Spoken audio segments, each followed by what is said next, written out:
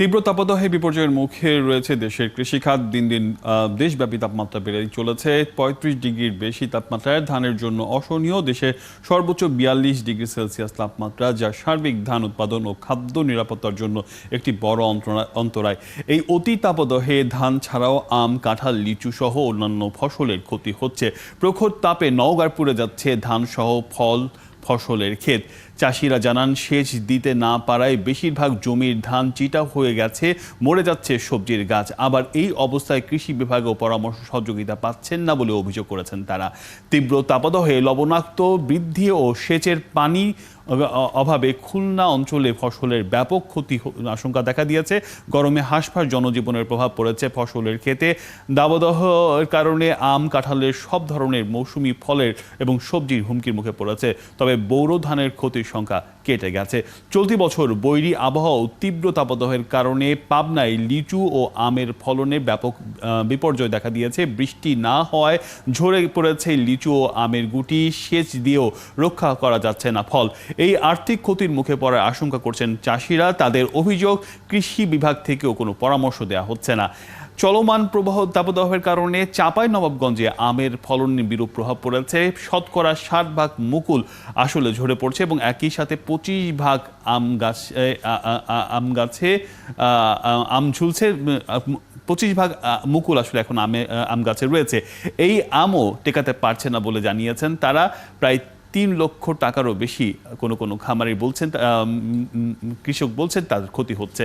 এই বিষয়গুলো নিয়ে আসলে এখন একটু আলোচনা করব। আমাদের সাথে যুক্ত হচ্ছেন বাংলাদেশ কৃষি বিশ্ববিদ্যালয়ের সাবেক ডিন, ফল ও কৃষি বিজ্ঞানী অধ্যাপক ডক্টর এম.এ. রহিম। জি, আপনাকে স্বাগত জানাচ্ছি। আমরা নানা জায়গায় নানা ধরনের সমস্যা দেখছি। বলা হচ্ছে যে প্রায় ৬০% মুকুল ঝরে পড়েছে এবং এখন যেটি রয়েছে সেটির মধ্যে ২৫% থাকবে কিনা সেটি নিয়েও কৃষকরা এখন শঙ্কিত। কি বলবেন আসলে এত গরমের মধ্যে কিভাবে, প্রথমে আমের প্রসঙ্গে আসি, কিভাবে আমকে রক্ষা করতে পারে একজন কৃষক? আসলে এই যে তীব্র তাপদাহ যেটা চলতেছে, এটা তো আমরা কন্ট্রোল অন্যভাবে করতে পারবো না। আসলে আমের যে গোটাটা আমের সঙ্গে যে লেগে থাকে গোটা, ওটাকে পেডিসেল বলে। এই পেডিসেলের সঙ্গে আমটা যখন যুক্ত হয়, আমটা হয় ওখানে একটা লেয়ার থাকে, একটা স্তর থাকে, যেটাকে অ্যাবসিশন লেয়ার বলে। এটা হচ্ছে আপনার একটা প্যারেনকাইমাটাস টিস্যু দ্বারা এটা থাকে। এটা যদি তাপমাত্রা বেড়ে যায় তখন এই টিস্যুটা ভেঙে যায়। যেরকম অনেক সময় অতি তাপমাত্রায় কাঁচের গ্লাস যেরকম ভেঙে যায়, ঠিক একজাক্টলি এইভাবে তার ফলে ভরে যায়। তবে এখন এটার থেকে উত্তরণের সবচেয়ে বড় উপায় যেটা, আমাদের আম গাছের গোড়ায় প্রচুর পরিমাণে পানি দিতে হবে এবং পানিটা যাতে দীর্ঘস্থায়ী হয় এই জন্য নিচে যদি আমরা জাবরা, যেটাকে মালচিং বলা হয়, অর্থাৎ শুকনা খড়কুটা বা শুকনা পাতা এগুলো বা কলার শুকনা পাতা এগুলো দিলে আমি যে পানিটা দিচ্ছি আজকে, পানিটা অন্তত ৩-৪ দিন দেখায় স্থায়ী করা যাবে। কাজে কন্টিনিউয়াস পানি তখন পাবে। আর বিকালবেলা মাঝে মাঝে বিকালে, বিশেষ করে ৪টার পরে যখন তাপটা কমে যাবে তখন পানি স্প্রে করে দেওয়া। এই প্রতিবিধান কি লিচুর ক্ষেত্রেও দেওয়া সম্ভব কিনা? আম বা লিচুর ক্ষেত্রেও কি একই অবস্থায় দেওয়া সম্ভব কিনা আসলে? হ্যাঁ, লিচু এবং আম দুইটা একই দুটাতেই বোটরা থাকে, যেখানে অ্যাবসিশন লেয়ার থাকে এবং অতিরিক্ত গরমে অ্যাবসিশন লেয়ার ভেঙে যায়, ঝরে যায়। এবং এই আম এবং লিচু উভয় ক্ষেত্রে আমাদের গাছের গোড়ায় এখন প্রচুর পরিমাণে পানি দেওয়ার দরকার এবং প্রতিদিন দিতে ভালো, না হলে আমি একদিন প্রচুর পরিমাণ দিয়ে ওটা যদি আমরা জাবরা প্রয়োগ করি, মাছ আমরা প্লাস্টিক মাছ দিতে পারি অথবা খড়কুটা দিতে পারি, শুকনা খড়কুটা বা কচুরিপানা দিয়ে, তাহলে ৩-৪ দিন না দিলে।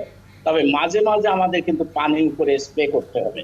এটা স্প্রেটা অবশ্যই কিন্তু আমাদের বিকালে করতে হয়, অর্থাৎ তীব্র তাপটা যখন চলে যাবে। একটা বিরতি নেওয়ার সময় হয়েছে। আব্দুর রহিম, আপনার আমাদের সাথে আছেন। একটা বিরতির পর ফিরছি। ফিরছি কিছুক্ষণ পর। একাত্তরের সাথে থাকুন।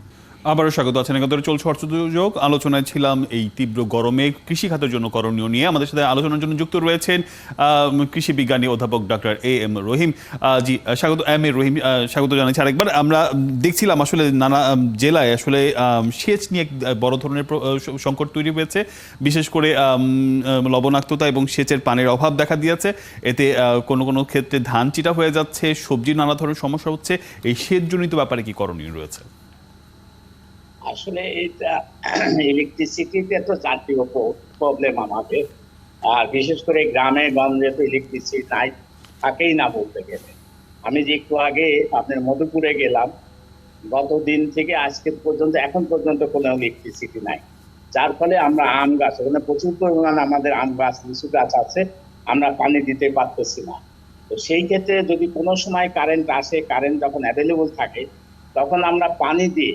এই পানি দেওয়াটা, সেচটাকে যদি আমরা লিঙ্গারিং করতে চাই, যে আমার সয়েল ময়েশ্চার বেশ কিছুদিন ধরে থাকে, তাহলে আমি যেটা বলি, সেচ দেওয়ার পরপরই আমাদেরকে মালচিং করতে হবে।